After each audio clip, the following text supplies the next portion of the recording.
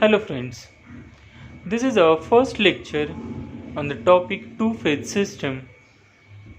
Now in previous chapter we have studied various processes like isochoric process, isobaric process, isothermal process, adiabatic process and polytropic process. And all these processes we studied for an ideal gas. Now what is an ideal gas? Ideal gas is a phase of a substance whose evaporation from its liquid phase is completed. That means there are no molecules, no liquid molecules at all. So, ideal gases follow Boyle's law, Charles' law, Gay-Lussac's law, characteristic gas equations. So, for all these processes, we have studied how to calculate work done, how to calculate heat transferred during a process. We have studied how to calculate change in enthalpy, change in entropy. Now, all these things we'll be again studying in this chapter for the same five processes, which are isochoric, isobaric, isothermal, adiabatic, and polytropic processes. Only thing is, in this chapter we'll be not dealing with ideal gases. Here working fluid will be a two-phase system. That means it will not be a gas only. There will be more than, in fact there will be two phases which working fluid will have. All physical substances are composed of innumerable number of minute particles called molecules, which possess the same properties as mother substance confining them. However, these molecules are separated from one another and these are constantly in motion even when body of the substance is at rest. The extent of the molecular activity and the spacing of two molecules determine whether a substance exists as a solid, liquid, or a gas. Water in a gaseous state or a two-phase mixture is called steam. And in this chapter, we'll be studying the processes that we discussed for steam.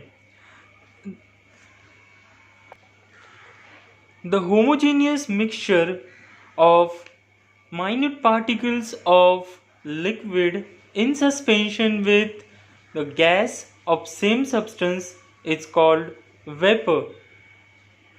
Therefore, the vapor phase is kind of an intermediate state which has to cross normally by a liquid while boiling to its gaseous form without any change in its temperature. There are many examples of vapor, namely liquid water vapor, that is steam, refrigerant vapor, mercury vapor. Now, as far as our syllabus is concerned or thermodynamics is concerned, the most important vapor for us is steam, which is used in steam engines, steam turbines, for power generation, and which we are going to study in next topic.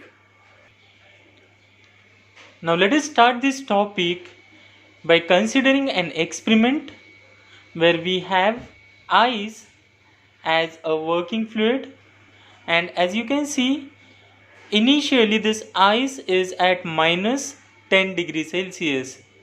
Now in this experiment we are keeping pressure constant, and now let us assume that we are conducting or we are maintaining an atmospheric pressure.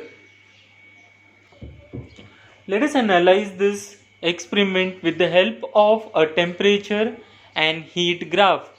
So on y-axis, as you can see, we have temperature in degrees Celsius. On x-axis we have heat supplied. So initially we have what ice, which is shown by point A at minus 10 degrees Celsius. Now temperature of ice will increase from minus 10 degrees Celsius to 0 degrees Celsius if the experiment is at atmospheric pressure. So we know that at atmospheric pressure the melting point of ice is 0 degrees Celsius. So from minus 10 degrees Celsius to 0 degrees Celsius, ice will remain in solid phase, but its temperature will increase. And during this period, that is between A to B, the heat that is supplied to 1 kg of ice is called as sensible heat of ice. Now remember here, between period A to B, between process A and B, ice is in one phase only, and that phase is solid phase, because it will start melting only when its temperature rises above 0 degrees Celsius. So the heat, which is sensible heat of ice, we can calculate by using the formula. Because this is a constant pressure process, we can use the relation heat supplied is equal to mc delta T.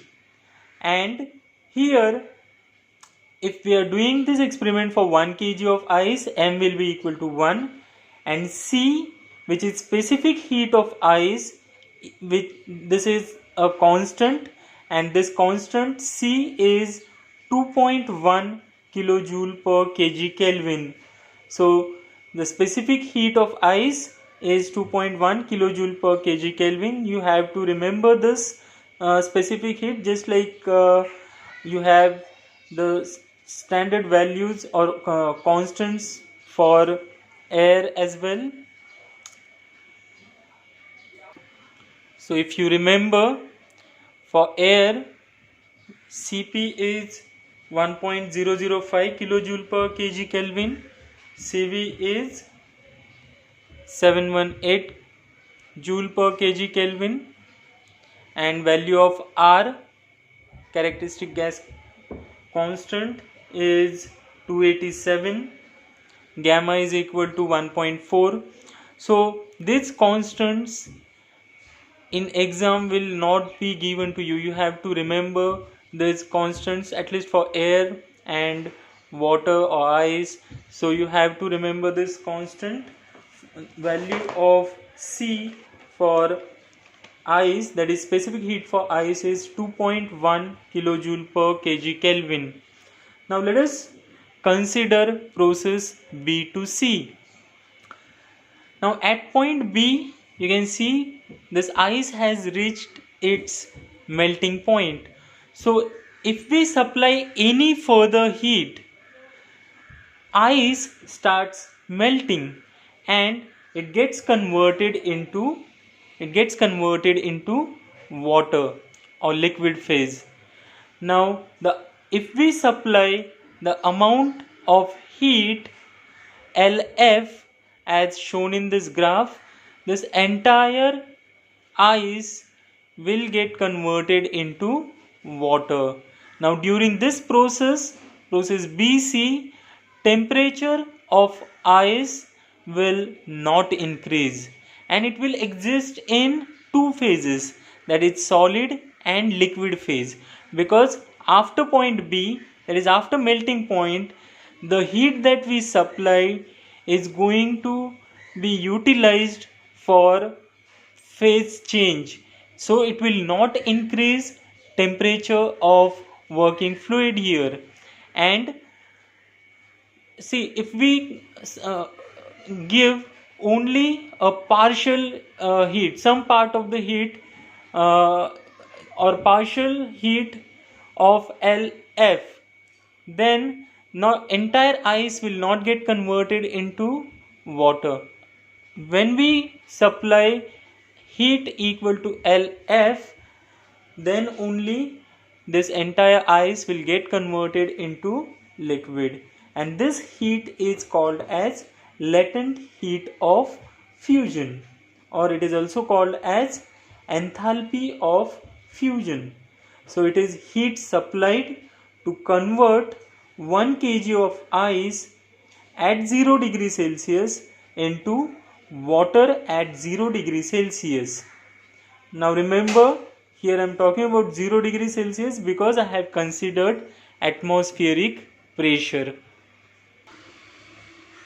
So at point C, we have ice completely converted into water at 0 degree Celsius. Now since this experiment is performed at atmospheric pressure, any further supply in heat will increase the temperature of this water, and we know at atmospheric pressure boiling point of water is 100 degrees Celsius. So unless and until temperature increases to 100 degrees Celsius, water will not get converted into steam. So during this process C to D, the temperature of water will increase and it will remain in liquid phase only. So during C to D, there is no phase change. Temperature of water will rise and it will rise up to 100 degrees Celsius. At point D, we have saturated liquid or saturated water, which is a boiling point of water. So the heat energy that we supply to water from 0 degree Celsius to a saturated point or boiling point is called as enthalpy of water. So between C and D, we have only one phase and temperature rises up to a boiling point. Now if we supply any further heat after point D, there will be a phase change because we have reached up to boiling point. So after point D, water starts getting converted into steam. Now you can see the heat HFG, which is also called as latent heat of vaporization or enthalpy of vaporization. Now if we supply this total heat HFG, then entire liquid will get converted into vapor. So if we supply only 50% of HFG, then only 50% of liquid will get converted into steam. So unless we supply heat HFG, the saturated liquid will not get converted into the saturated gas. Saturated gas means there will be no water molecules present in the fluid. So at point E, if we have supplied heat HFG, we have saturated gas. During process DE, the temperature of water remains 100 degrees Celsius if it is at atmospheric pressure. Temperature remains constant as the heat that we are supplying is used for phase change. Part of liquid gets converted into vapor. So temperature remains constant during the process DE and there is a phase change. So between DE there will be liquid plus vapor phase.